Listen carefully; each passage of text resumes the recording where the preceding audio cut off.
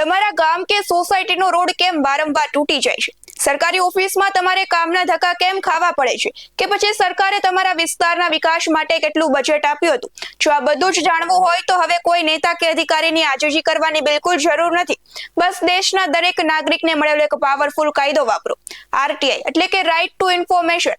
વર્ષ 2005ના કાયદા હેઠળ તમે કોઈ પણ સરકારી વિભાગ પાસેથી લેખિતમાં હિસાબ માંગી શકો છો અને તેની પ્રોસેસ એકદમ સિમ્પલ છે. સૌથી પહેલા એક સફેદ કાગળ પર તમારી લેખિત અરજી લખો.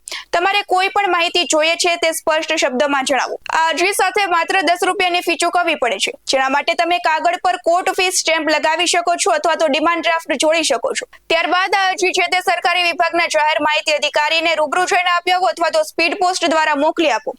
સૌથી જોરદાર વાત તો એ છે કે કાયદા મુજબ તમારે અરજી મળ્યાના 30 દિવસની અંદર સરકારે તમને જવાબ આપવો જ પડશે. જો અધિકારી માહિતી ન આપે અથવા તો ખોટી માહિતી આપે તો રોજ તેને 250 રૂપિયા દંડ પણ થઈ શકે છે. જો તમે ઘરે બેઠા ઓનલાઈન આરટીઆઈ કરવા માંગતા હો તો કેન્દ્ર સરકારની સત્તાવાર વેબસાઇટ rti.online.gov.in પર જઈને પણ અરજી કરી શકો છો.